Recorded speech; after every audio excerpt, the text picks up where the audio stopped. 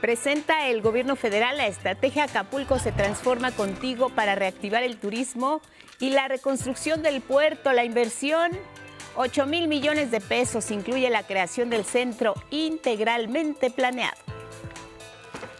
Inauguran en el Centro Cultural Jaime Torres Bodet la Expo Profesiográfica 2025 con la oferta académica del Instituto Politécnico Nacional para nivel medio superior. Las y los jóvenes podrán realizar un examen de ingreso en simuladores. Habrá un test de orientación vocacional y tendrán pláticas sobre las diferentes carreras técnico-profesionales que oferta el IPN. Asegura el próximo secretario de Estado de Estados Unidos, Marco Rubio, que empleará la acción militar contra cárteles mexicanos. Es una opción que estará a disposición de Donald Trump, dijo cuando asuma la presidencia. Sin embargo, Rubio se pronuncia por dar prioridad al diálogo y la colaboración entre México y Estados Unidos en temas como el combate al crimen organizado. En el mundo, firman en Doha, Qatar, el acuerdo de alto el fuego. Los gobiernos de Israel y el grupo islamista Hamás incluyen la liberación de rehenes a cambio de prisioneros palestinos. Se prevé que el acuerdo sea discutido este sábado por el Gabinete de Seguridad de Israel, lo que retrasaría el regreso de los 3 primeros rehenes para el lunes. Y en la cultura ya se encuentra abierta al público la primera exposición del año del Museo del Estanquillo. Francisco Toledo, grabador de enigmas, rinde homenaje al artista oaxaqueño a 5 años de su partida. La muestra está integrada por 60 piezas entre grabados y litografías.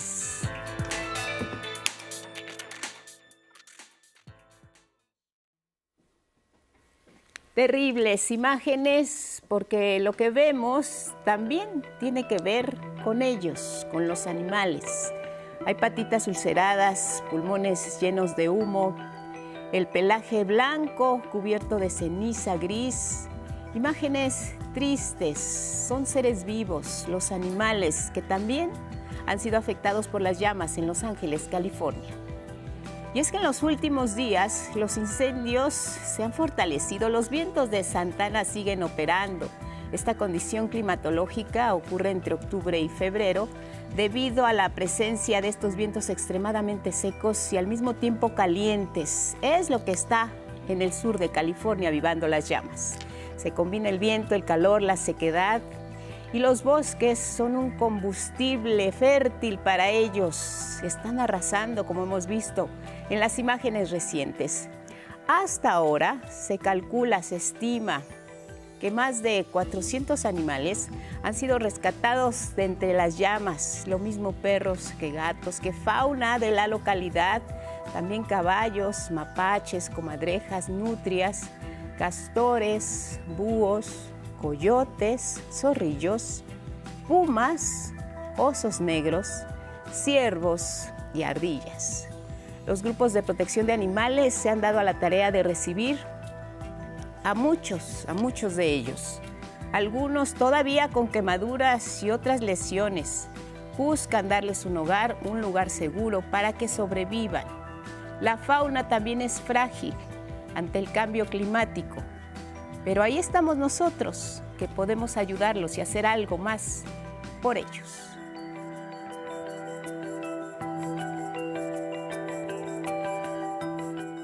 Llegamos al viernes, gracias por acompañarnos. Elvira Angélica Rivera, ¿cómo estás? Guadalupe, muy buenos días, así es. Ya es viernes, 17 de enero, bienvenidas y bienvenidos.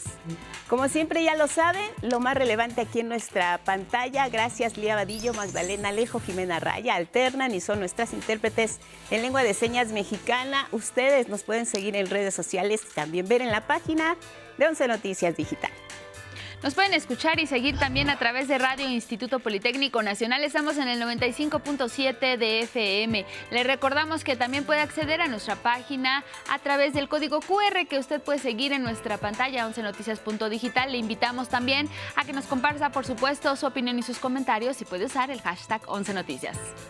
Y la pregunta de viernes con la que queremos cerrar la semana y escuchar su participación: ¿qué debe pasar tras el eventual cese al fuego en Gaza? Sus comentarios en redes sociales los leeremos más adelante. Mientras tanto, nos vamos directo con los detalles. Y es que los representantes del gobierno de Israel y el grupo islamista Hamás firmaron esta madrugada el acuerdo de alto el fuego en la Franja de Gaza. Diarios israelíes informaron que los representantes de ambas partes concretaron oficialmente el pacto en la ciudad de Doha, en Qatar, que también incluye la liberación de rehenes, citando un comunicado de la oficina del primer ministro israelí Benjamín Netanyahu en las primeras horas de este viernes. El diario Times of Israel y el Jerusalem Post también informaron que el gobierno se reunirá el sábado para aprobar el acuerdo, lo que retrasaría el regreso de los primeros 3 rehenes para el lunes, un día después de lo previsto. La declaración de Benjamín Netanyahu parece despejar el camino para que Israel apruebe el acuerdo, que pondría en pausa los combates en la Franja de Gaza de 15 meses y permitiría la liberación de decenas de rehenes retenidos por el grupo islamista Hamás a cambio de prisioneros palestinos, la mayoría detenidos arbitrariamente por Israel. El acuerdo también permitiría a cientos de miles de palestinos desplazados regresar a lo que queda de sus hogares en el enclave. Durante este jueves, mientras el acuerdo se mantenía en incertidumbre, el ejército de Israel siguió bombardeando las zonas civiles de la Franja de Gaza. En estos ataques, las fuerzas israelíes mataron a por lo menos 87 gazatíes y casi 200 resultaron heridos. Y ante la aprobación del acuerdo de alto el fuego entre el gobierno de Israel y Hamás en la Franja de Gaza, el ministro de Seguridad Nacional, Itamar Ben-Gvir, anunció la noche del jueves que su partido de extrema derecha, Otzma Yehudit, se retirará de la coalición gobernante del primer ministro Benjamín Netanyahu. En tanto, el portavoz del Ministerio de Relaciones Exteriores chino, Wang Jiakun, aseguró que China acoge con agrado el acuerdo de cese el fuego en Gaza y refirió que espera que sea integral y permanente a través de la implementación efectiva del acuerdo. En diversas partes del mundo, miles de personas han salido a las calles a festejar el acuerdo de paz entre Israel y Hamás. Y bueno, vámonos con otros asuntos, porque de cara al cambio de gobierno en Estados Unidos, el próximo secretario de Estado, el senador republicano Marco Rubio, ya expresó que se debe priorizar el diálogo y la colaboración entre México y su país. La presidenta Claudia Sheinbaum reaccionó a las declaraciones y aseguró que en ellas existen coincidencias con lo que ha estado planteando su administración. Los detalles. Luces y sombras se asoman a 3 días del regreso de Donald Trump a la Casa Blanca. Por un lado, Trump y su equipo más cercano arrecian la escalada de amenazas y advertencias hacia el exterior y al mismo tiempo apuestan por la cooperación internacional. Ahora fue el senador cubano-estadounidense Marco Rubio, próximo secretario de Estado de la Unión Americana, quien aseguró que emplear la acción militar contra cárteles mexicanos es una opción que estará a disposición de Donald Trump cuando asuma la presidencia. Sin embargo, en la misma comparecencia, el republicano también se pronunció por priorizar el diálogo y la colaboración entre México y Estados Unidos para hacer frente a temas de la agenda común, como el combate al crimen organizado transnacional y la migración. La propuesta de diálogo de alto nivel del republicano tuvo eco en nuestro país y fue aceptada por la presidenta Claudia Sheinbaum. Le tomamos la palabra. En esta declaración, en esta entrevista que tiene para su ratificación en el Senado, dice 2 cosas muy importantes, que es lo que nosotros hemos estado planteando, que él privilegia desde el Departamento de Estado la coordinación con el Gobierno de México. Y eso es lo que hemos estado diciendo nosotros, que para atender problemas de migración, problemas de seguridad, de narcotráfico, lo mejor es la coordinación al más alto nivel. En esta coordinación, dijo Sheinbaum, será indispensable mantener el respeto a la soberanía de nuestro país.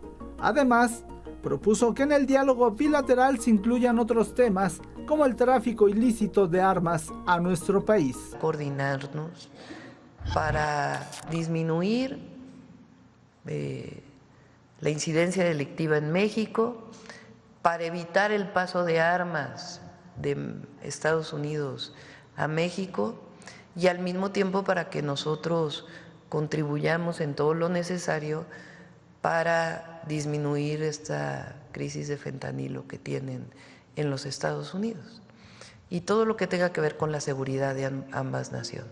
Y hay más coincidencias entre la presidenta Sheinbaum y Marco Rubio, futuro secretario de Estado del gobierno de Trump. También él en su declaración sobre la posible declaración de grupos asociados al terrorismo, de estos grupos delictivos, de los cárteles, él también dice tiene sus complicaciones por la característica como operan. Entonces también estamos obviamente de acuerdo con esto, que no declarar grupo terrorista tiene muchas implicaciones. Desde Palacio Nacional, en la mañanera, Sheinbaum Pardo anticipó una de las primeras peticiones que hará al nuevo gobierno estadounidense. Exigirá un informe completo del operativo para capturar, en julio pasado, al narcotraficante Ismael El Mayo Zambada. Y cuando llegue el presidente Trump, se la vamos a solicitar también. Porque es algo que tienen que aclarar. Y la propia Fiscalía General de la República tiene sus investigaciones y su conocimiento. Y tiene también su parte en la que le corresponde actuar. Pero esa información es indispensable que se dé completa.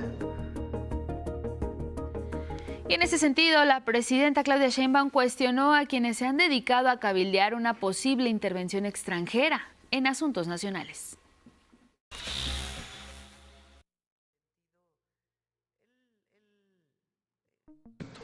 ¿Cómo se le dice a aquel o aquella que pide la intervención de otro país? Traidor a la patria. Como no tienen ellos ni la fuerza, ni la inteligencia, ni los argumentos, ni las pruebas, ni recurren a pedir que otros intervengan en México. Entonces, eso habla también de su desesperación y de su alejamiento del pueblo, que no estén buscando afuera. Cada vez se van a alejar más de México. ¿Qué están buscando afuera lo que no pueden? Sheinbaum Pardo aseguró que la relación con Estados Unidos seguirá su curso en términos de respeto y colaboración. Y bueno, ¿cómo los mexicanos se están preparando para esta eventual deportación masiva al inicio del gobierno de Donald Trump? El gobierno federal está diseñando el plan para recibirlos, para que su retorno sea seguro a territorio nacional. La presidenta detalló que habrá asesoría jurídica en los diferentes consulados. Se están instalando ya los albergues también en los estados fronterizos con la Unión Americana. Les contamos más.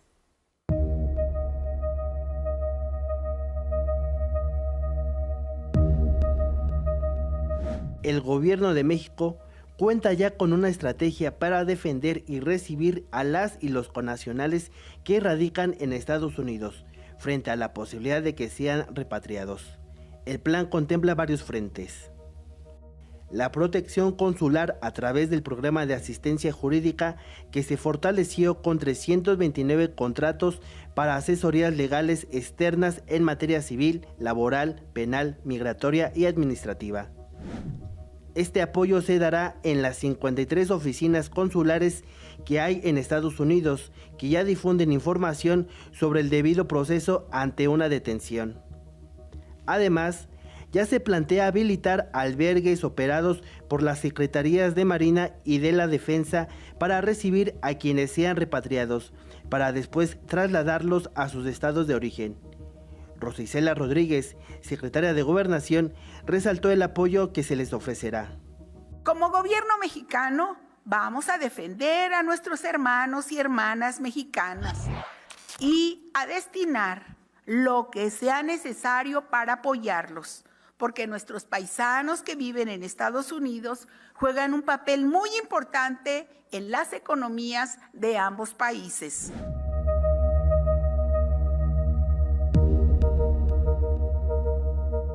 En tanto, estados del norte del país ya se preparan en caso de que comience la deportación de connacionales. Gobiernos y asociaciones civiles de Baja California, Sonora, Chihuahua, Coahuila, Nuevo León y Tamaulipas alistan diversos espacios que funcionarán como albergues. En Baja California se preparan 8 albergues, 5 en Tijuana y 3 en Mexicali.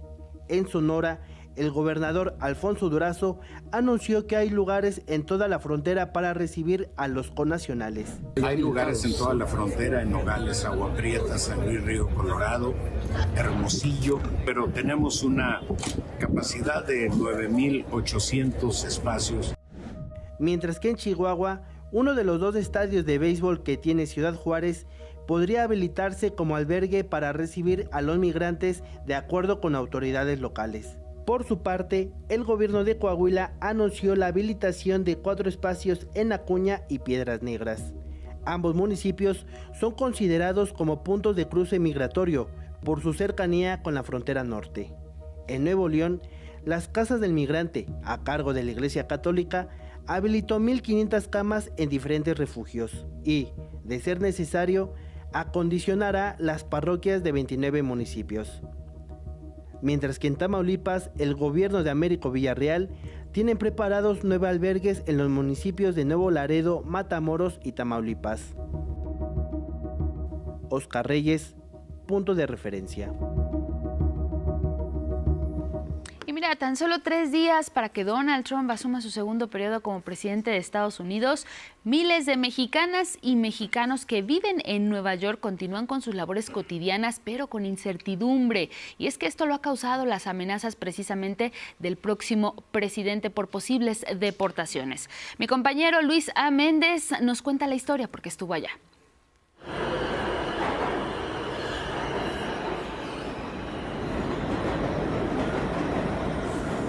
Solamente Dios sabe cuánto tienes que soportar para alcanzar tus sueños, para bendecir a tu familia, a toda la gente presente, por favor, nunca te rindas, representa a la gente que salió de su país. La vida no es fácil, siempre deja cicatriz, lo más importante es quizás volver a empezar, secarte las lágrimas, respirar y caminar. Sí, trabajamos, por eso venimos para acá a trabajar. Si usted ya se acercó aquí al consulado de México en Nueva York. No, aún no, porque la verdad pues a veces es tardado y pues uno tiene que trabajar y pues la verdad sí, después se pierde el día, entonces pues hay que pagar diferentes gastos aquí en Nueva York. La alerta está presente entre las y los mexicanos que viven en Nueva York ante la llegada de Donald Trump a la presidencia de Estados Unidos. Pese a eso, no dejan de trabajar. Nosotros nada más venimos aquí a trabajar, a hacer una economía de un lugar que no somos de aquí. No es justo que Donald Trump quiera sacar a la gente trabajadora.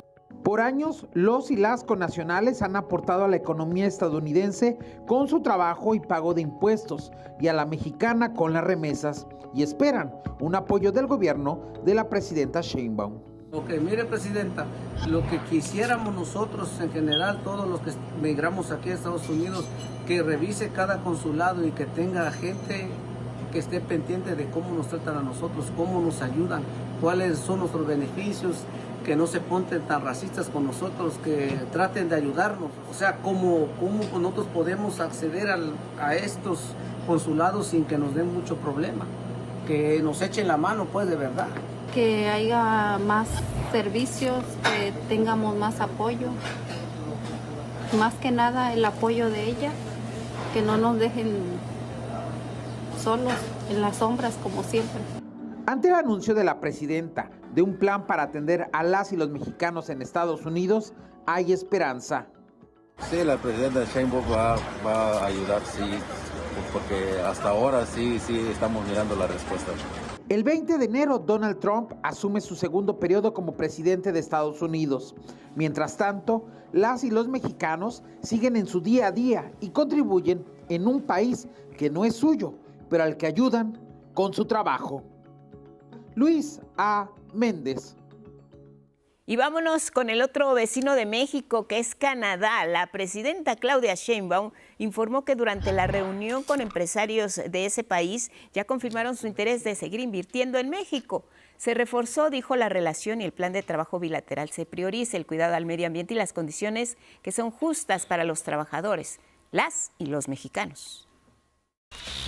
Están pues ávidos de seguir trabajando con nuestro país y pues planteamos todo lo que se requiera para la inversión en el marco de lo que hemos planteado. Cierto orden en la inversión para que sea en donde hay recursos naturales y garantía de que van a generar empleos bien pagados, bien remunerados en nuestro país. Entonces, en eso pues hubo muy buen diálogo. Sobre la conveniencia de mantener una postura en común respecto a la revisión del Tratado Comercial de América del Norte ante los amagos evidentes de Donald Trump de reformar el acuerdo, los empresarios de Canadá coincidieron con la presidenta en que el TEMEC es un buen acuerdo, una buena negociación que debe prevalecer. Pues así, Elvira Angélica Rivera, nos enfilamos con estas recientes declaraciones. Al próximo lunes llega Donald Trump. Así es, Guadalupe, pues ya el lunes el presidente Donald Trump, bueno, el presidente electo todavía va a tomar posesión y por supuesto pues que hay una serie de acontecimientos que estaremos muy pendientes de lo que ocurra ya, empezando por la toma de protesta, pero también lo que tiene que ver con las acciones que él ha adelantado que podrían darse lugar allá en Estados Unidos, ¿no? Desde la parte migratoria hasta pues algunas otras amenazas que tienen que ver con lo comercial. Y tomando el pulso también a la comunidad latina y sobre todo mexicana allá en la Unión Americana, porque sabemos que están preparados, están prevenidos, conocen ya a Donald Trump con esta serie de declaraciones y también en los hechos. Así que pendientes el lunes de su toma de protesta. Pausa.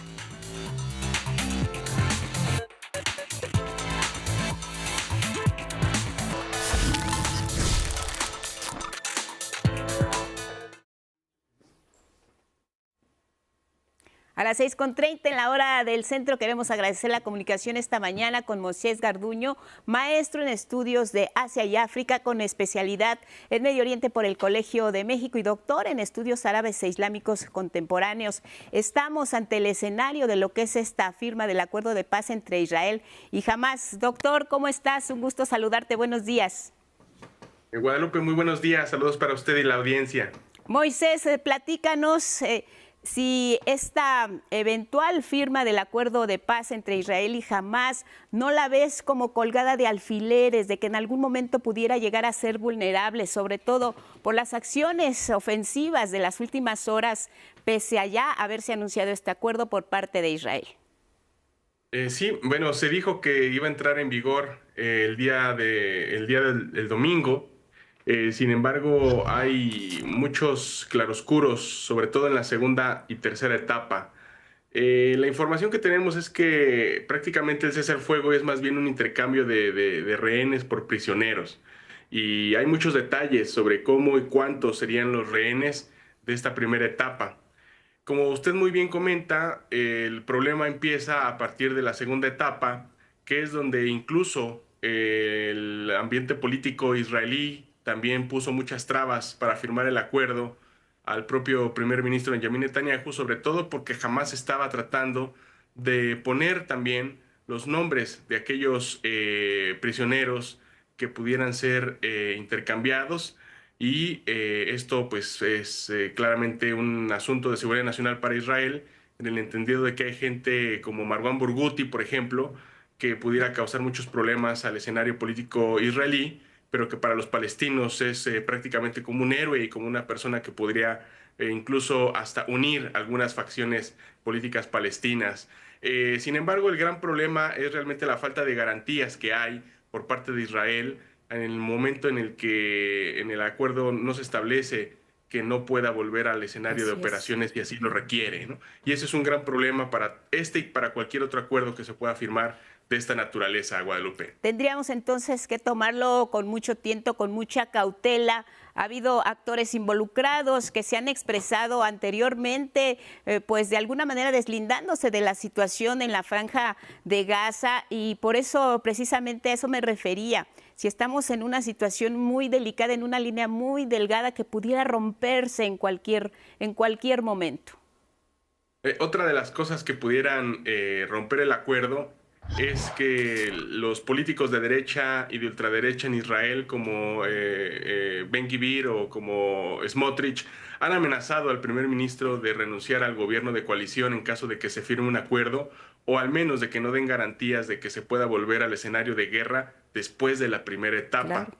Esto pues es prácticamente poner a Netanyahu entre la espada y la pared, porque por una parte tiene la presión de Trump para firmar el acuerdo y que el presidente electo estadounidense llegue a la toma de posesión el 20 de enero ya con un ambiente, digamos, de cese de hostilidades, pero por la otra está también amenazado por estos políticos de derecha de los cuales depende para seguir en el gobierno.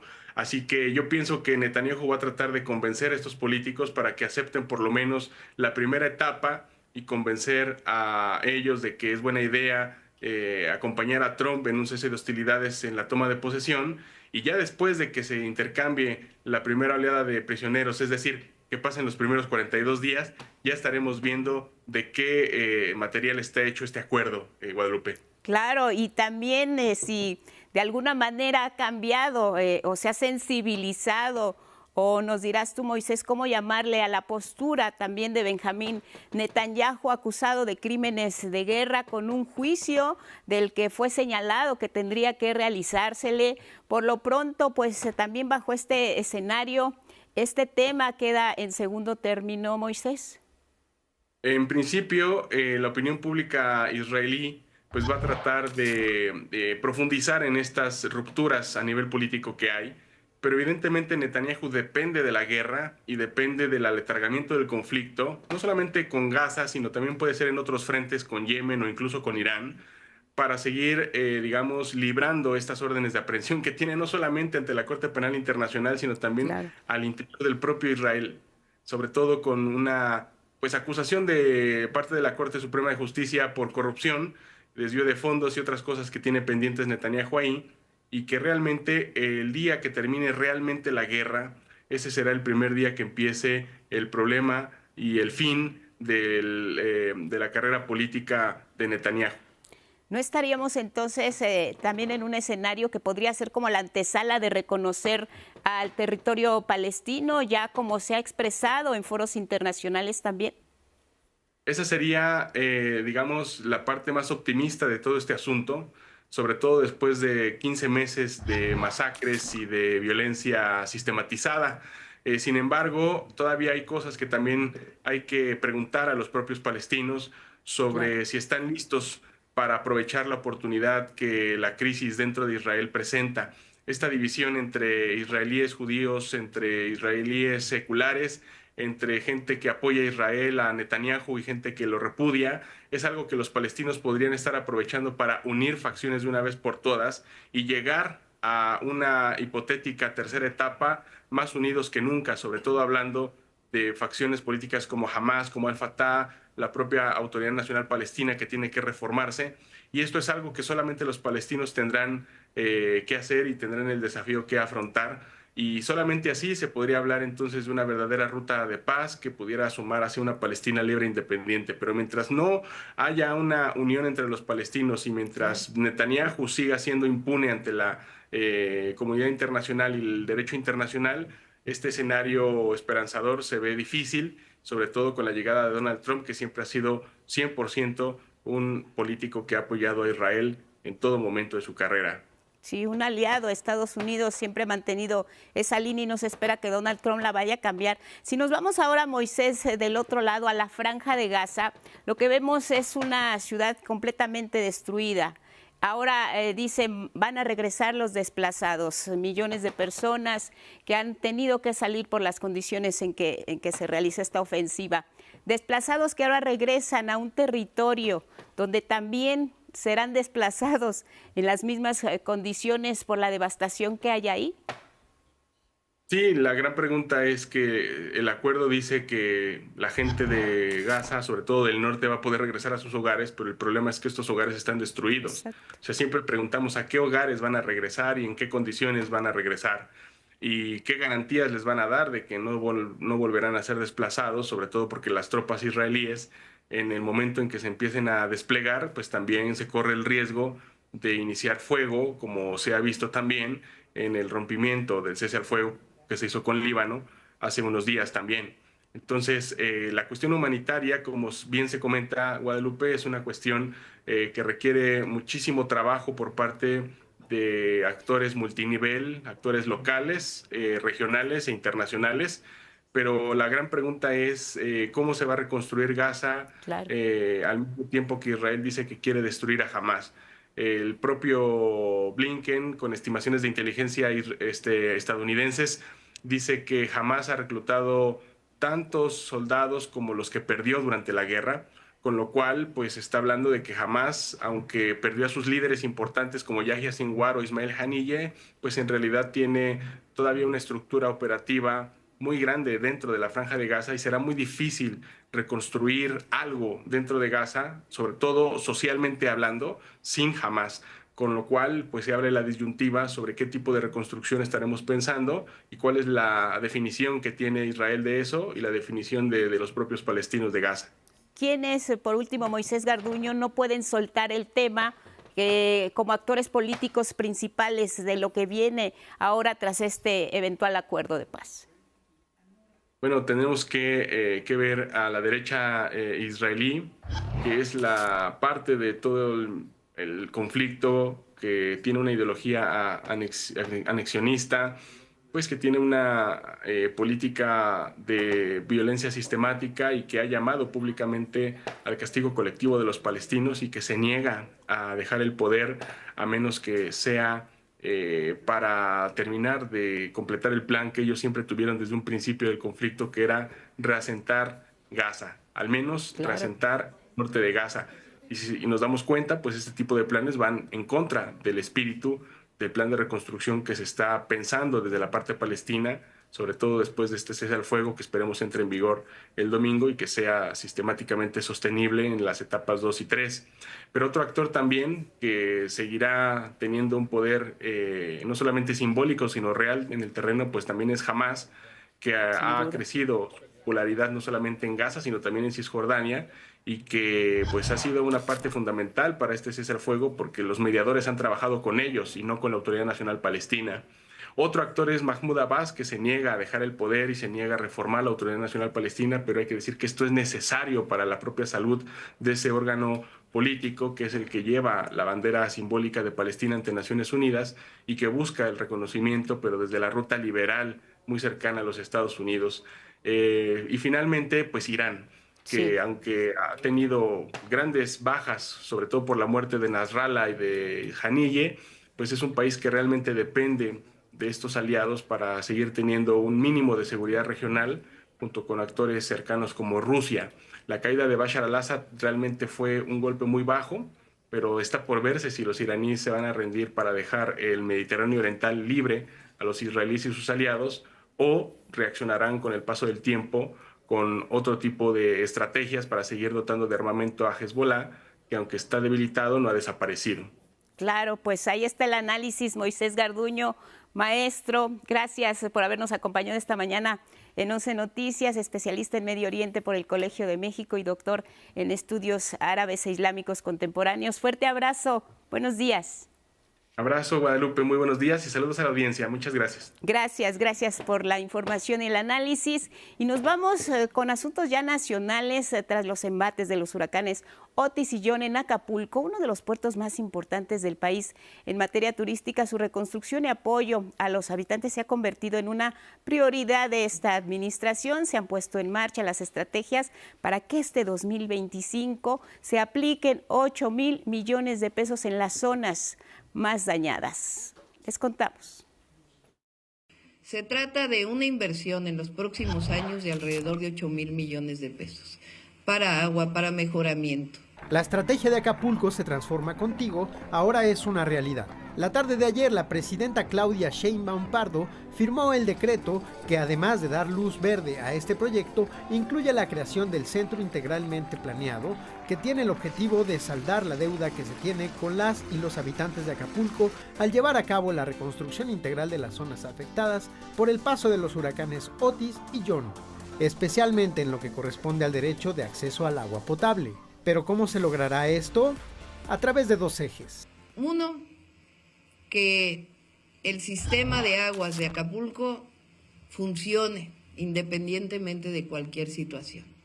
Se van a elevar los tanques, se van a elevar las bombas, de tal manera que independientemente de cualquier situación esté funcionando.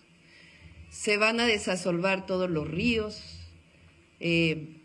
todo lo que tenga que ver para mantener el servicio público. Pero además, lo que estamos buscando es que permanezca, y por eso es la creación de este centro integral que anunció el día de hoy Sebastián, de tal manera que Fonatur pueda ocuparse de una parte fundamental del mantenimiento menor y el mantenimiento mayor, y desde ahí se generen todas las inversiones que requiere Acapulco. Sebastián Ramírez, subsecretario de Turismo, indicó que la estrategia también incluye importantes inversiones para este año. Tan solo en 2025 se realizará una inversión inicial de más de 800 millones de pesos para realizar una renovación integral de la infraestructura pública dentro del polígono, que consiste en rehabilitación mayor de vialidades y accesos públicos a playa, soterramiento de la instalación eléctrica, modernización del alumbrado público, instalación de mobiliario urbano y embellecimiento de la ciudad. Para este año se destinarán 240 millones de pesos, con lo que se recuperarán las áreas verdes, se barrerán las calles, se limpiarán las playas, se recogerá la basura, se iluminarán las banquetas y las vialidades. En fin, todos los servicios urbanos con la calidad que un destino como Acapulco se merece. En este evento, la presidenta estuvo acompañada de la gobernadora del estado, Evelyn Salgado, así como de integrantes de su gabinete y de empresarios como Carlos Slim y el presidente del Consejo Coordinador Empresarial, Alberto Cervantes. Cabe recordar que la estrategia se lleva a cabo en conjunto con la Secretaría de Economía y Fonatur, el gobierno del estado de Guerrero y el municipio de Acapulco, así como con empresarias y empresarios del sector turístico, e incluye 5 puntos básicos. Número 1. Atención integral de la infraestructura y los servicios públicos. Número 2. Acapulco seguro. 3. Transporte y movilidad sustentable. 4. Regeneración turística y hotelera. Y 5. Estrategias para Acapulco Renace. Con información de Arturo Arellano Merlín, 11 Noticias. Y mire, para cerrar acuerdos entre el gobierno federal y los gobiernos locales, la presidenta Claudia Sheinbaum se reunió con la jefa de gobierno de la Ciudad de México, gobernadoras, gobernadores, alcaldes y alcaldesas de todo el país. Ahí señaló que la misión es servir al pueblo de México con honestidad y amor. México es un país grandioso. Y mientras permanezcamos unidos, no hay ningún problema que no podamos enfrentar juntas y juntos. ¡Que vivan los alcaldes y alcaldesas de México! Así fue el llamado de unión que la presidenta Claudia Sheinbaum hizo a todas y todos los presidentes municipales del país en una reunión sin precedentes que contó con la asistencia de más de 1,800 alcaldes y los 31 gobernadores y gobernadoras y la jefa de gobierno de la Ciudad de México. Este encuentro que estamos realizando es histórico, único, inédito. Quizá por una razón, me tocó ser alcaldesa también. Sé lo que viven todos los días las y los alcaldes de nuestro país, las dificultades que tienen en términos presupuestales, en términos de la extensión que gobiernan, de la diversidad de sus territorios.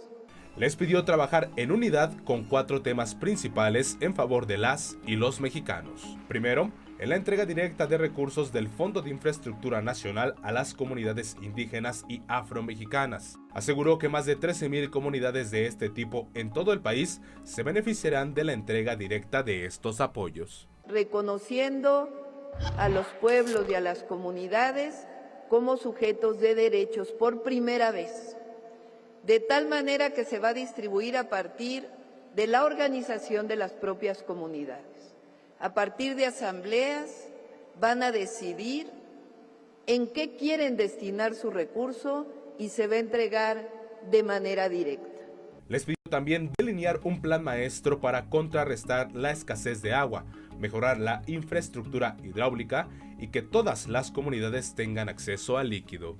Vamos a hacer un plan y la idea es que podamos juntarlo en esta ocasión para acceso a agua potable, que es uno de los temas que prácticamente en todos los municipios del país tienen problemas. Resaltó que trabajando coordinadamente los tres órdenes de gobierno se logrará la pacificación del país, ya que la seguridad es un tema central en todo el territorio nacional. Que avancemos juntos en este camino de construcción de la paz a través de caminos de paz y de la construcción desde abajo para poder ir construyendo cada vez un espacio más seguro en nuestro país. Les pidió también apoyo para consolidar los programas sociales de esta nueva administración, como la pensión de adultas mayores de 60 a 64 años, la beca Rita Cetina y el programa Salud Casa por Casa. Les dijo a todas y todos los alcaldes y alcaldesas que no será la última vez que haya encuentros de este tipo, pues dijo, se seguirán reuniendo para avanzar en la construcción de un mejor país. 11 Noticias, Axel Meneses.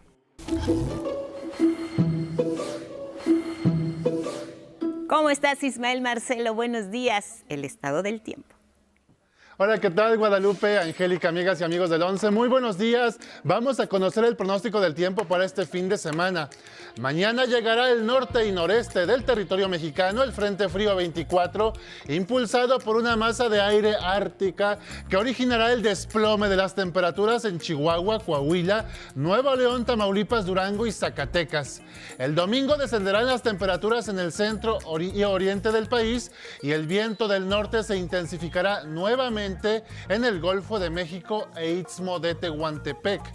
Hoy y mañana disminuirán las condiciones para lluvias en prácticamente todo el territorio mexicano, pero durante el domingo regresarán nuevamente sobre Puebla, Veracruz, Oaxaca, Tabasco, Chiapas, Campeche, Yucatán y Quintana Roo.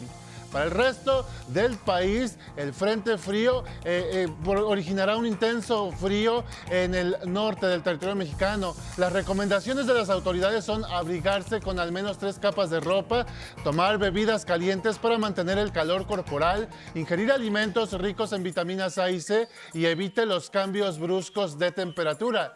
Recuerde que la población más vulnerable son las niñas y niños, adultos mayores y enfermos crónicos. Pero ¿sabía usted que la mayoría de los decesos durante la temporada invernal son por intoxicación? Por favor, apaga braseros, estufas o cualquier otro calefactor antes de irte a dormir. Tampoco olvides a los animales de compañía y aumenta las raciones de comida ricas en grasas y proteínas para que tengas más energía.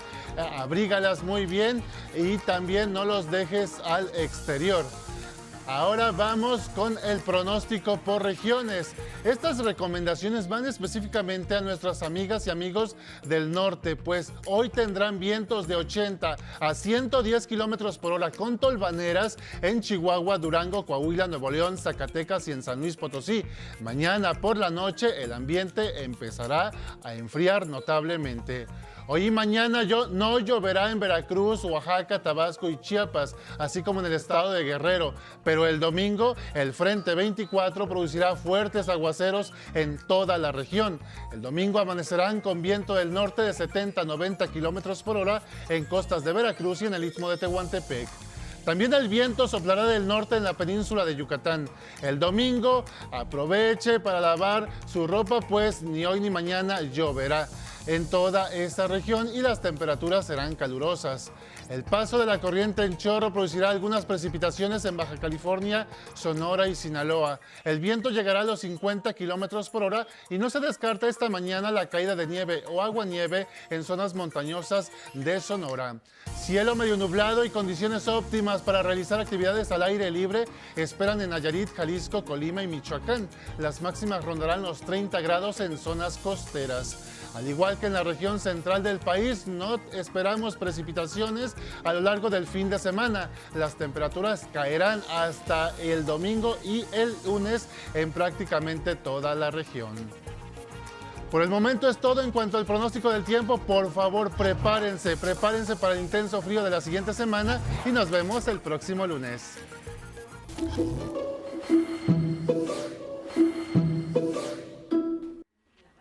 Gracias, Ismael Marcelo, precisamente pues por esta información que nos estás compartiendo para la próxima semana. Sin duda vamos a estar prevenidos. Y es momento ahora de conocer en qué consiste esta expo profesiográfica del Instituto Politécnico Nacional, que nos muestra pues las opciones que pueden tener los estudiantes, las y los estudiantes del último grado de secundaria para poder saber las opciones para la educación media superior.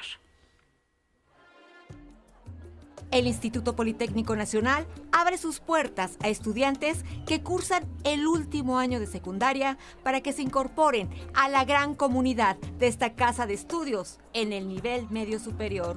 La Expo Profesiográfica 2025, instalada en el Centro Cultural Jaime Torres Bodet, ofrecerá hasta el 26 de enero orientación vocacional para que los futuros politécnicos elijan una carrera técnica, estudien uno o más idiomas, practiquen un deporte de alto nivel al tiempo que cursan su bachillerato en algunos de los 21 centros de estudios científicos y tecnológicos. Y van a poder aprovechar y ver toda la oferta académica que tenemos, que está distribuida no solo a lo largo y ancho de la Ciudad de México, sino ya en diferentes estados de la República, desde Puebla, Zacatecas, Hidalgo. Tenemos escuelas de nivel medio superior, nuestras vocacionales, que son lugares excelentes. El Politécnico es único en México, yo diría único en el mundo, porque tiene instalaciones que normalmente no se ven en otras preparatorias. Los interesados deben registrarse de manera individual o grupal en la liga expoprofesiográfica.ipn.mx o pueden llamar al Departamento de Trayectoria y Movilidad Estudiantil al 55 57 29 60 00, extensión 50409. Me parece padre porque te explican bien y hasta te ponen como ejemplos, todo eso, como maquetas grandes, todo eso. No sé, todavía lo estoy pensando, pero algunas carreras de electricidad. Estudiar medicina y aprender muchos idiomas, tal vez para irme a otro país. Química farmacéutica, biológica. Porque me llama mucho pues, el cuerpo humano y pues me gusta mucho la química. Por mi mamá, que es enfermera, y yo quiero ser enfermero. No dejen pasar esta oportunidad, porque la convocatoria para el examen de admisión se publicará en breve. Aproximadamente un mes tendremos la convocatoria. El examen lo vamos a hacer igual, de manera virtual, como lo hemos venido haciendo desde hace 2 años en el Instituto Politécnico Nacional. Y lo que hemos hecho es transformar ese examen presencial en un examen virtual, a distancia, que el jovencito y la jovencita puedan hacer su examen desde la comodidad de su casa. Utilizamos inteligencia artificial, es decir, nosotros observamos, escuchamos al estudiante, lo estamos visualizando y sabemos que está haciendo el examen de manera correcta y adecuada. Por otra parte, la Expo Profesiográfica 2025, dirigida para quienes están por terminar su bachillerato y desean ingresar a las licenciaturas e ingenierías que ofrece el Politécnico, se realizará del 13 al 23 de febrero. Vamos a tener un simulador de examen en el cual los jovencitos y jovencitas van a poder hacer un examen muy parecido al examen de admisión y ver en qué áreas son fuertes y en qué áreas tienen todavía oportunidad de mejorar. Entonces es muy, muy importante. Con imágenes de Dante Gutiérrez, 11 Noticias, Elizabeth Díaz. Pues ahí están las opciones para las y los jóvenes. No dejen de visitar esta expo del Instituto Politécnico Nacional. Es momento de hacer una pausa. Ya sabe que le invitamos a que se quede con nosotros. Y es que ya sabe que es viernes de Miradas al Cine, las mejores recomendaciones. Ya está Toño Valdés de este lado para que nos cuente y nos comparta cuáles son las opciones que tiene para este fin de semana en el Séptimo Arte. Pero también está información de cultura. Murió el cineasta David Lynch. Aquí le tenemos todos los detalles y pues parte importante de su trayectoria. También está el deceso de un escritor mexicano. Pausa y regresamos.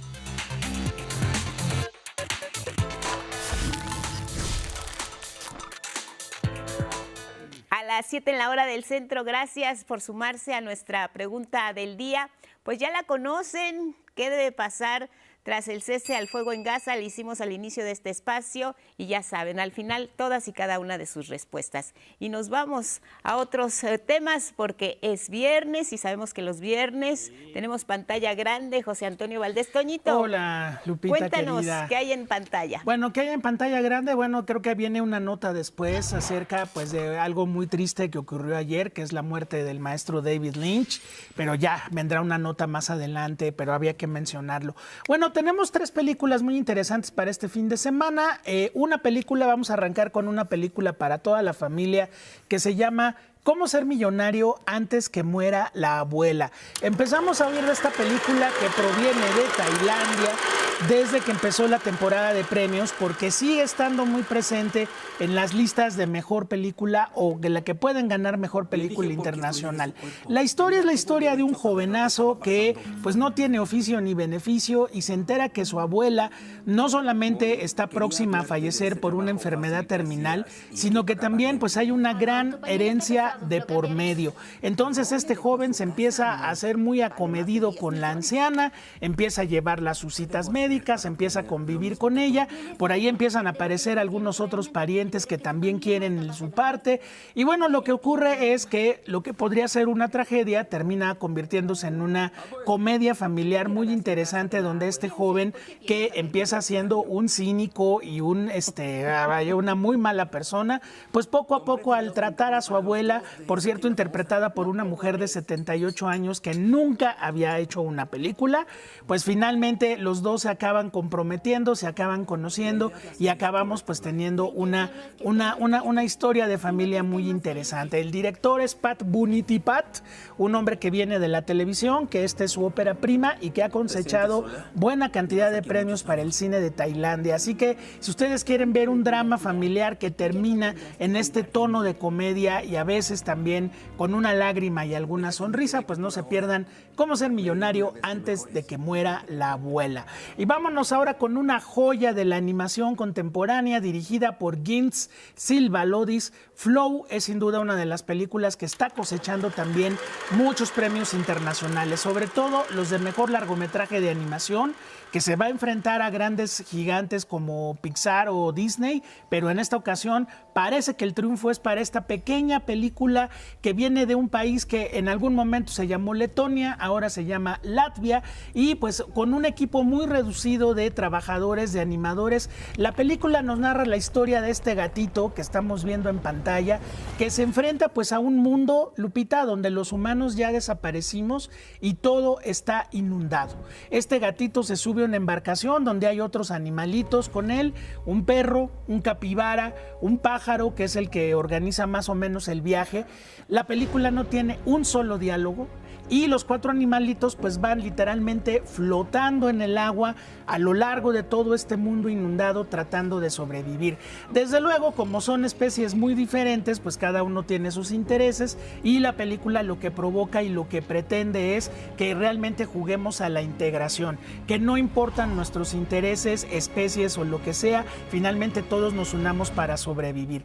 Es de una gran belleza visual, tú puedes ver que la animación es como muy sencilla en cuanto a los animalitos y muy compleja en cuanto a la parte visual, que de repente parece que estamos viendo cuadros expresionistas en movimiento. Así que bueno, pues otra película para toda la familia, aunque el mensaje es un mensaje mucho más complejo que el de otras películas animadas. Esta es otra gran opción para toda la familia este fin de semana. Flow de Gintz Silvalodis. Parte del cartel dice, déjate llevar por la experiencia. Sí. Y también retomar un poco la frase anterior de la otra película, si preparamos el corazón y los pañuelos. Exactamente. ¿No? ¿También? Sí, también, porque esta es muy conmovedora, muy, muy conmovedora. Y bueno, terminamos con La joya de la corona, que en esta ocasión pues es una película que seguramente va a aparecer nominada en los premios Oscar, ya lo está en los BAFTA, estuvo en los Globos de Oro. Nos referimos a Anora, de Sean Baker.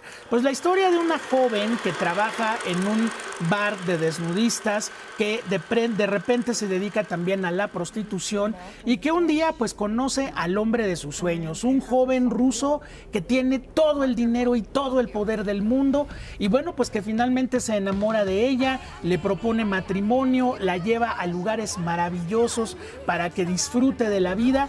y un día, Lupita, pues aparece la realidad. No les vamos a decir en qué forma, pero lo que era una historia de una Cenicienta moderna termina convirtiéndose pues en una reflexión acerca de cómo la vida como la vemos y la vida como es, hay una gran diferencia, y cómo los sueños pues a veces no se pueden mantener. Anora ganó la Palma de Oro del Festival de Cannes el año pasado, y pues además de estos temas que Sean Baker, un director estadounidense del cine independiente que se ha dedicado a registrar estas vidas marginales de la sociedad americana, pues ahora con la actuación maravillosa de Mikey Madison, pues nos lleva realmente a una historia de una historia de amor, una historia de fantasía, pero también una historia donde la realidad cala de una forma muy profunda. Si no la vieron en la Muestra Internacional de Cine del año pasado en Cineteca Nacional, ya la pueden ver este fin de semana, y bueno, pues sí, ganadora de uno de los premios más importantes de la industria del cine, que es la Palma de Oro de Cannes. Ahí está Anora para todo nuestro público, una película para público adulto.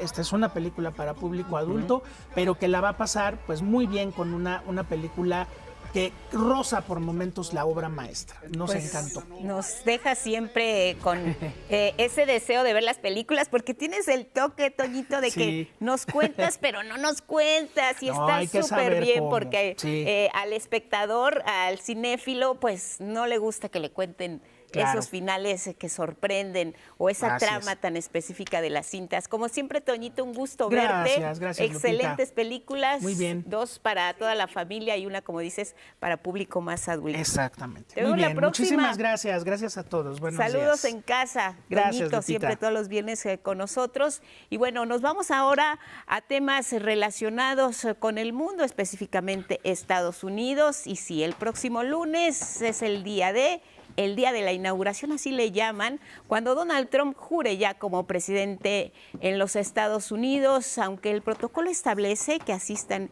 los embajadores, solo los embajadores de cada país acreditados allá en Estados Unidos y no los jefes de Estado. Donald Trump rompió con esta norma, tiene invitados, estarán presentes ahí algunos mandatarios latinoamericanos de tendencia liberal. Hablamos de Argentina, Javier Milei, Nayib Bukele de El Salvador y el ecuatoriano Daniel Noboa. El expresidente de Brasil, Jair Bolsonaro, también fue invitado, pero el Tribunal Supremo le negó una solicitud para restaurar su pasaporte y poder viajar a Washington. Y bueno, lo que sí es que, cumpliendo el protocolo, por parte de México va a asistir el embajador Esteban Moctezuma, y el cuerpo diplomático ya confirmaron su asistencia. Y precisamente para que nos den detalles de lo que está ocurriendo allá en Washington, en Estados Unidos, nos enlazamos con Ana Karen Ballesteros. Ella es enviada de 11 Noticias, pues para que nos pueda comentar. Karen, ya te vemos sobre pues esta próxima toma de protesta que va a tener lugar el lunes allá en Washington, en donde te encuentras. Buenos días, te escuchamos con tu reporte. Hola, ¿qué tal? Muy buenos días, amigas, amigos del 11, Angélica, Guadalupe. Pues así es, nos encontramos en Washington, D.C., este lugar que será sede de la toma de protesta del próximo presidente de Estados Unidos, Donald Trump. Él se convertirá en el mandatario estadounidense número 47 tras haber ganado las elecciones el pasado 5 de noviembre con 312 votos electorales. Él además se convertirá, hay que decirlo, en el primer presidente en llegar a la Casa Blanca tras haber sido sentenciado con libertad condicional por sobornos para intentar ocultar una relación extramarital. Y bueno, es importante también mencionar cuáles son las principales propuestas con las que Donald Trump llegó de nuevo aquí a la presidencia de Estados Unidos. Bueno, pues primero, la deportación masiva. Él ha propuesto la deportación masiva de migrantes irregulares que se encuentran aquí en Estados Unidos. También el cierre de la frontera entre México y este país norteamericano, así como la disminución de los impuestos. Es importante mencionar que aquí en Estados Unidos hay alrededor de 11 millones de migrantes que se encuentran de forma irregular, de los cuales alrededor de 5 millones de mexicanas y de mexicanos.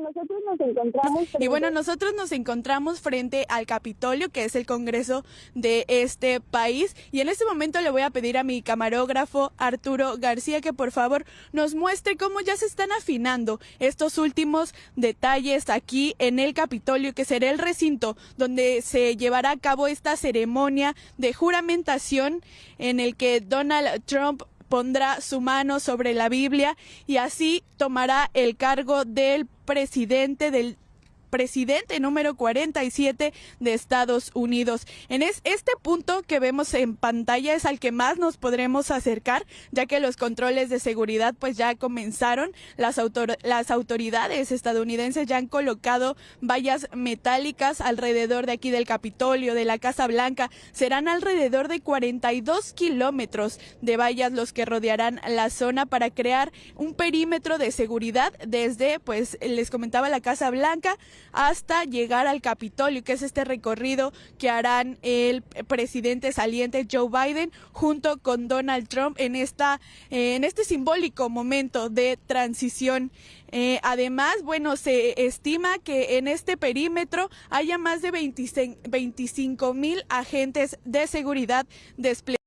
Además, el servicio secreto desplegará drones durante esta ceremonia del próximo lunes 20 de enero para también mantener así la seguridad de los invitados, así como de las y los ciudadanos que asistan a ser partícipes de esta toma. Bueno, pues desde muy temprano que nosotros llegamos aquí, hemos visto a ciudadanas, a ciudadanos acercarse, curiosos para ver cómo van los preparativos de esta ceremonia. Y bueno, también hay que decirlo, se han llamado las organizaciones en favor de migrantes, organizaciones en favor de los derechos de las mujeres para movilizarse previo a esta ceremonia de inauguración. El próximo sábado se realizarán diferentes protestas aquí en Washington, alrededor del Capitolio, alrededor de la Casa Blanca, para protestar pues en contra de estas propuestas del próximo mandatario Donald Trump. Los lugares en donde se llevarán a cabo estas movilizaciones serán la Plaza Franklin, así como la Plaza Farragut, y la Plaza McPherson. Estas movilizaciones arrancarán alrededor de las 10 de la mañana y se espera que asistan alrededor de 100,000 personas. Ese es el llamado que hacen las organizaciones. Y bueno, pues este es el ambiente que se vive a unos días de este evento. Angélica. Así es, Karen, y ya lo mencionabas, pues estas movilizaciones a las que están convocando, pero tú que has tenido oportunidad de estar allá, ¿qué nos puedes comentar del ambiente, pero que se vive a lo mejor entre la comunidad migrante, los mexicanos que se encuentran ahí en Washington? Pues, ¿cuál es su sentir? Ya está muy pronto esta toma de protesta y además de adherirse a estas movilizaciones de forma personal o laboral, ¿cómo se encuentran? Sí, ellas y ellos nos han comentado que hay un sentimiento de preocupación en torno a estas propuestas de comenzar con las deportaciones masivas. Ellos nos comentaban que también pues esta idea de separar familias no están de acuerdo con estas iniciativas con las que llegó el próximo mandatario, y bueno, pues ellos nos han indicado que van a participar justamente en estas movilizaciones para alzar la voz y hacer un llamado a que esto no se realice y se puedan respetar los derechos de todas las personas en movilidad que se encuentren aquí en Estados Unidos. Pues muchas gracias, Karen Ballesteros, por la información que nos has compartido. Por supuesto que estaremos muy pendientes de lo que nos vayas a reportar sobre estas movilizaciones, por supuesto también sobre la toma de protesta, y nos enlazaremos pues en los próximos días contigo. Gracias y buenos días también a nuestro compañero Arturo García. Gracias, buenos días. Pues ahí está, así la cobertura de 11 Noticias frente pues a la próxima toma de protesta del presidente electo Donald Trump. Y es momento de la información cultural. Ya está lista, como siempre, Saraí Campech. Buenos días.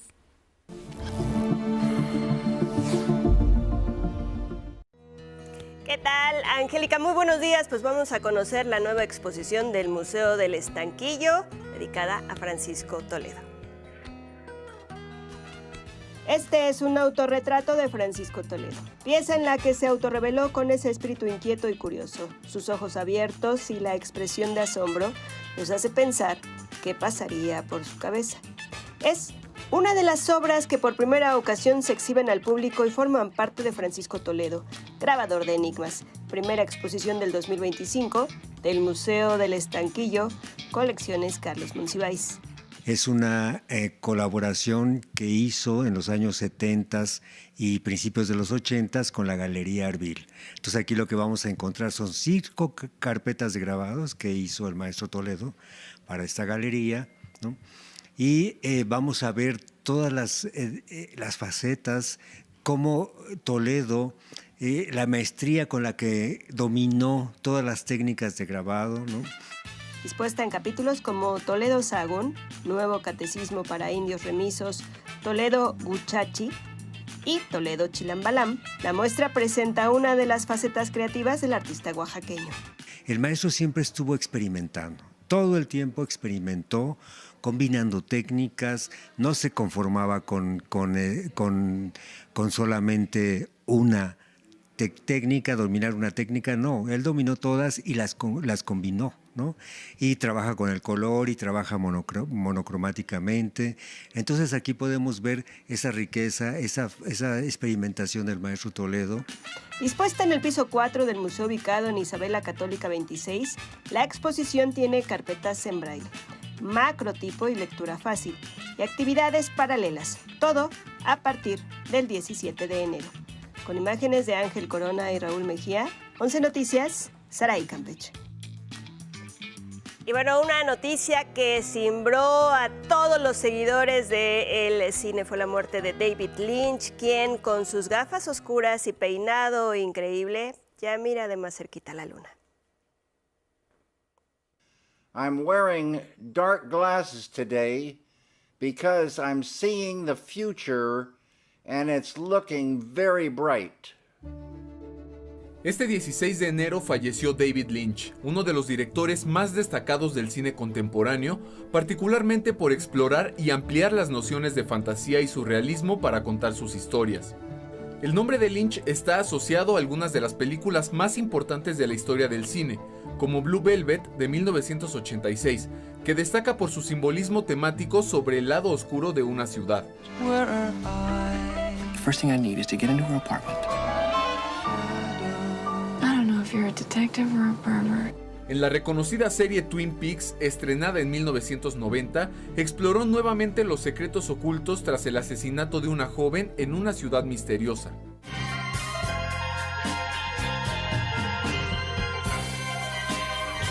O Mulholland Drive, de 2001, donde juega con líneas temporales y es descrita como una historia de amor en la ciudad de los sueños.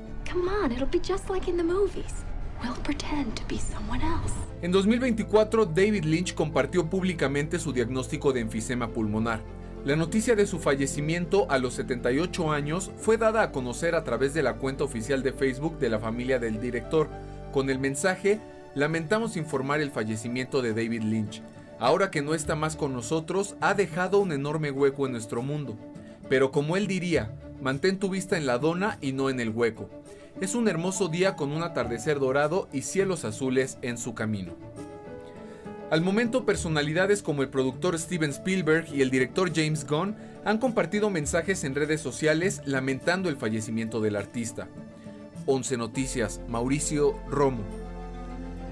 Y otra lamentable noticia, murió el poeta mexicano Julio Trujillo. El también editor afincado en Cornwall, Inglaterra, había sido reportado como desaparecido el pasado 10 de enero de 2025. La alerta fluyó en redes sociales. En tanto, autoridades británicas y de la Embajada de México en el Reino Unido comenzaron la búsqueda. Originario de la Ciudad de México, Julio Trujillo nació en 1969. Fue titular de la Dirección de Publicaciones de la Secretaría de Cultura, director de Letras Libres, y por su obra ganó premios como el Premio Internacional de Poesía Margarita Hierro. Descansa en paz, Julio Trujillo. La información cultural. Gracias, Saraí. Pues el adiós a los grandes que nos dejan su legado y con eso siempre vivirán. La Feria Internacional de Turismo Fitur 2025 se realizará del 20 al 26 de enero en España y Tlaxcala buscará posicionarse en Europa como una puerta competitiva en esta materia. Les contamos más. Tlaxcala busca posicionarse en Europa como una puerta competitiva en materia turística, cultural y gastronómica, con el impulso del trabajo conjunto entre la sociedad y el gobierno estatal. En el marco de la Feria Internacional de Turismo Fitur 2025, prevista del 20 al 26 de enero en España, los artesanos tlaxcaltecas expondrán su riqueza cultural con más de 40 actividades artísticas y gastronómicas, entre otras más. Presentación de títeres, danzas tradicionales, exposiciones de artesanías, incluyendo madera tallada, talavera, piedra volcánica, barro vidriado, textiles como gabanes, zarapes, bordados de pepenado, blusas de manta bordada, así como cuadros de semillas y piezas de carnaval. El Estado de Tlaxcala y la Secretaría de Turismo Federal expondrán el desarrollo de la herencia cultural y las oportunidades de inversión en diferentes sectores de la industria, de negocios, viajes y turismo en ese estado. Encuentros de trabajo con la directora general de Casa México en Madrid, España, encuentros de trabajo con empresas que nos darán oportunidad de hacer invitaciones ya, invitaciones desde luego que ya están concretas para precisamente lograr tener más empresas en Tlaxcala. Los artesanos tlaxcaltecas podrán exponer lo hecho en sus talleres de arte popular, como las alfombras de Huamantla, el teñido de tintes naturales, gastronomía con reconocidos chefs y mucho más. Habrá 8.500 expositores, 165 países presentes en Europa y más de 200.000 asistentes al evento. Esta es la oportunidad para que nuestras personas artesanas, que también son artistas y creadores, muestren el talento que tenemos en Tlaxcala. A fin de reforzar los lazos de cooperación con España, el gobierno de Tlaxcala donó 2 réplicas de la cultura de la región, que consisten en una urna de Cacastla y la reproducción del lienzo de Tlaxcala, a la Fundación Casa de México en Madrid. En octubre de este año, Tlaxcala celebrará los 500 años de la fundación de su capital. 11 Noticias, Arnold Gutiérrez. Pues cambiamos de tema y es que la Fiscalía General de la República detuvo este jueves a Guillermo Álvarez Cuevas, el expresidente de la cooperativa Cruz Azul. La detención se realizó aquí en la Ciudad de México, y esto con base en órdenes de aprehensión libradas en su contra por jueces federales. Billy Álvarez, como también se le conoce, al que ya es detenido, se encontraba desde 2020 en calidad de prófugo de la justicia, buscado por su presunta responsabilidad de los delitos de delincuencia organizada y operación de recursos de procedencia ilícita. A través de un comunicado, la cooperativa Cruz Azul reconoció a las autoridades por la detención del exdirectivo de esta cooperativa, quien afirman causó un gran daño a los trabajadores y socios de la cementera. Y bueno, oportunamente vamos a ver quién es Billy Álvarez, el expresidente de la cooperativa Cruz Azul por más de 30 años y sí, protagonista de uno de los casos de corrupción más importantes de los últimos años en México.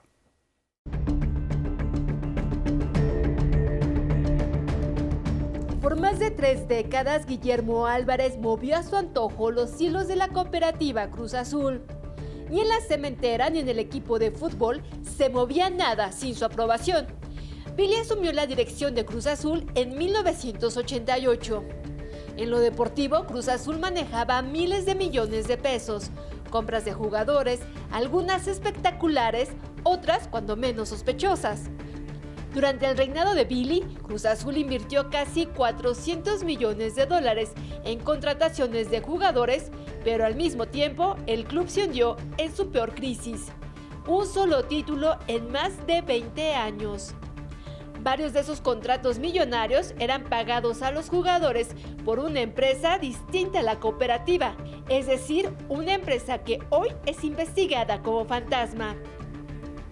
Hay denuncias de que a varios jugadores les pagaban parte de sus salarios en efectivo para evadir el pago de impuestos. Guillermo Álvarez Cuevas estaba prófugo desde 2020. Sobre él pesan investigaciones por presunto fraude, operaciones con recursos de procedencia ilícita y delincuencia organizada. Los fondos obtenidos a través de empresas fantasmas presuntamente eran transferidos a paraísos fiscales. Las investigaciones incluyen a su hermano Alfredo, a su cuñado Víctor Garcés, su abogado y al exdirector jurídico de la cementera. De acuerdo con las investigaciones, Billy dirigió una organización criminal que entre 2011 y 2017 operaron una red en la que al menos participaban 7 empresas factureras. Todo apunta a que ordenaba pagos que habrían superado los 114 millones de pesos. La orden de aprehensión fue liberada por un juez federal con sede en el penal del Altiplano. En la causa también se ordena la captura de varios de sus más cercanos colaboradores. En el Fuero Común, Álvarez Cuevas tiene una orden de aprehensión por el fraude de más de 2,000 millones de pesos. Desde 2020, Billy Álvarez era buscado por la Interpol en 196 países. Pero llama la atención que este jueves su arresto se concretó en su propio domicilio, en una exclusiva zona en el sur de la Ciudad de México. En este asunto también es imputado Víctor Garcés, exdirector jurídico de la cooperativa Cruz Azul y cuñado de Billy. Garcés fue arrestado en 2022 en la Ciudad de México. El operativo lo ubicó en Polanco. Víctor fue llevado a prisión. Sin embargo, apenas en diciembre pasado, el juez Enrique Beltrán Santés le cambió la medida cautelar de prisión preventiva a libertad condicional. La Fiscalía General de la República impugnó esta resolución, la calificó de ilegal y absurda. La Fiscalía General de la República mantiene vigentes varias órdenes de aprehensión en contra de exdirectivos de Cruz Azul, entre ellos José Alfredo Álvarez Cuevas, hermano de Billy. Punto de referencia.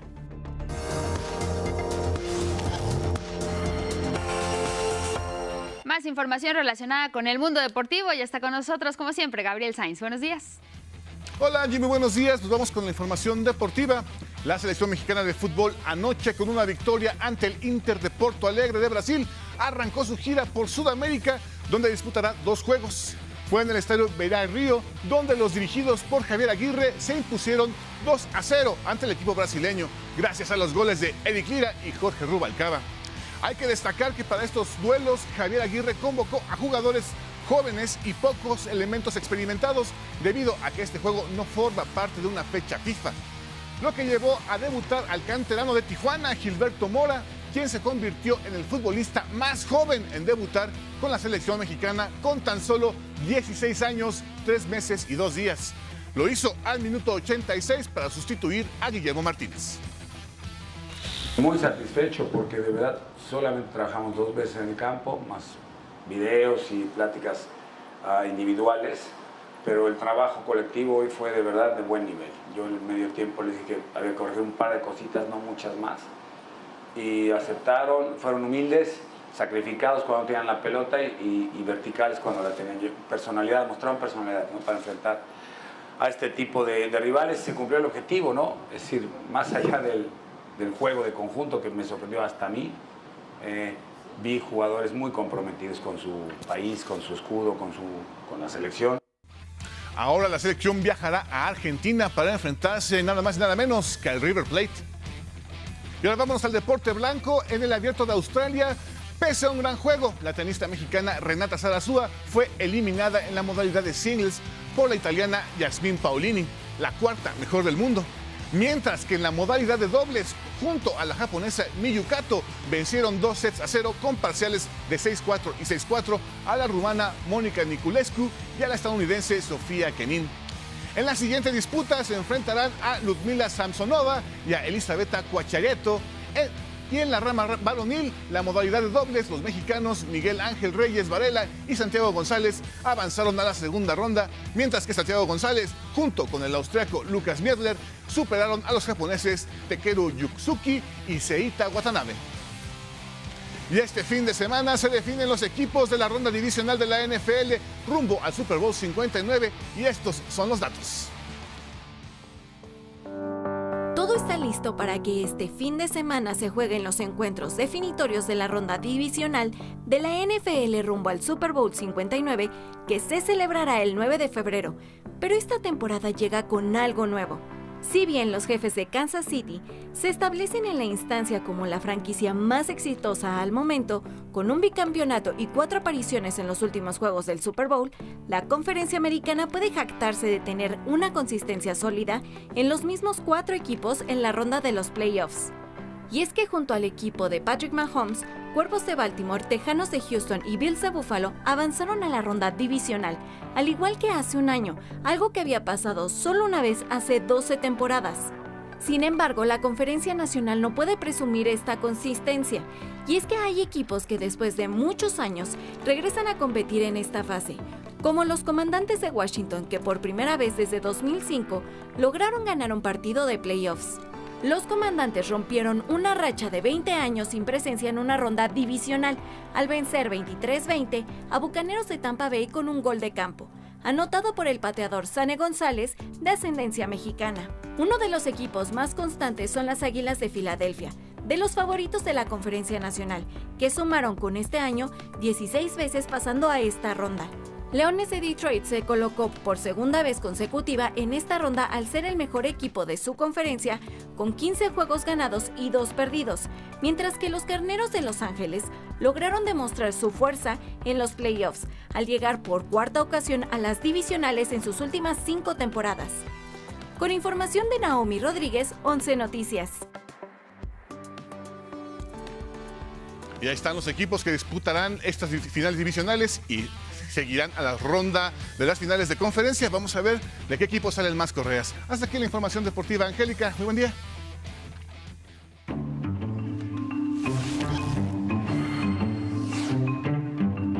Gracias, Gabriel. Pues así como avancen las semanas, nos vas a comentar precisamente pues cuáles son tus favoritos ya rumbo al Super Bowl. Y bueno, es momento de enlazarnos. Nos vamos hasta Acapulco, Guerrero, a la conferencia matutina. Regresamos al estudio con más noticias esta mañana aquí en el 11. Carlos Guevara Casas, La Ciencia, buenos días.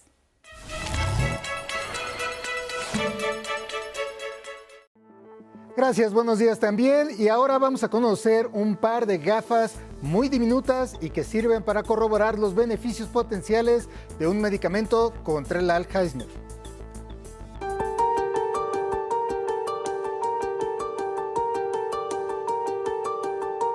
Estas pequeñas gafas de realidad virtual son parte central de una innovadora técnica para estudiar el funcionamiento cerebral de los ratones. Es un sistema desarrollado por médicos de la Universidad de Cornell en Nueva York para un tratamiento experimental contra el Alzheimer. Estamos tratando de entender el tratamiento que mejora el flujo sanguíneo en el cerebro y si puede mejorar potencialmente el aprendizaje y la memoria espaciales. El fármaco podría mejorar el flujo sanguíneo cerebral y favorecer la memoria. ¿Cómo estudian los efectos del fármaco? Justo con estos lentes.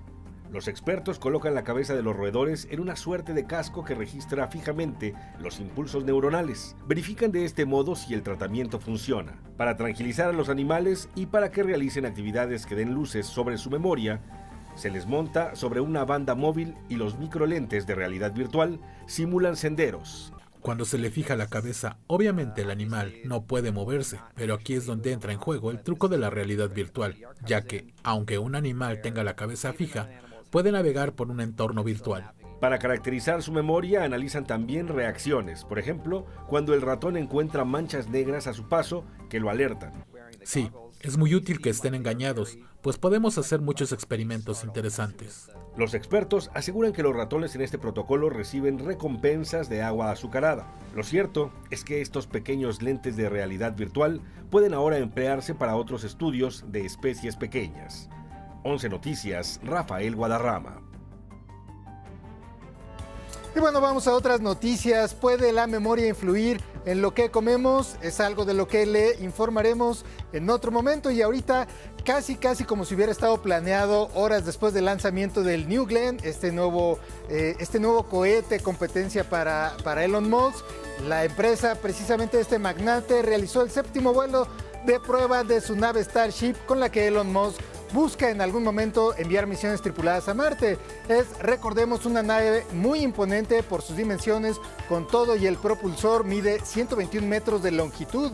Es más grande hasta ahora, la más grande hasta ahora construida.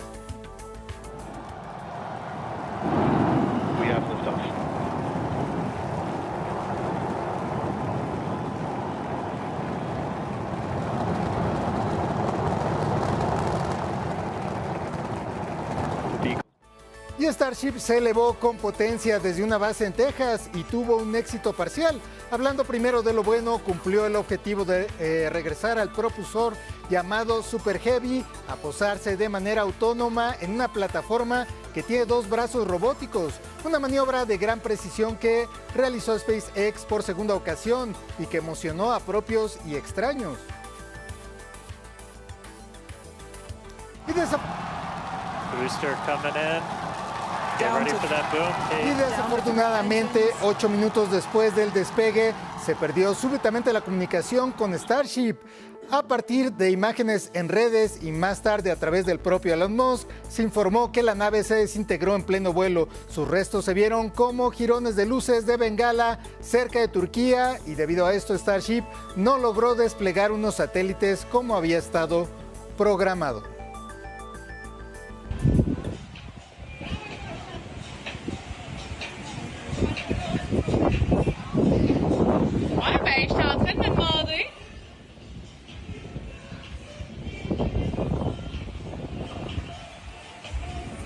La información de ciencia y tecnología para hoy. Pase usted un buen fin de semana. Gracias, Carlos. Vámonos ahora con sus respuestas ante nuestra pregunta del día. ¿Qué debe pasar tras el cese al fuego en Gaza? José Marín, ¿debería pasar que Israel deje los territorios palestinos ocupados? Víctor El Shabazz nos comparte que se cumplan las negociaciones. Jerónimo MH, la creación de 2 estados y por ende la reconstrucción palestina. María Sarmiento considera que llegue ayuda humanitaria.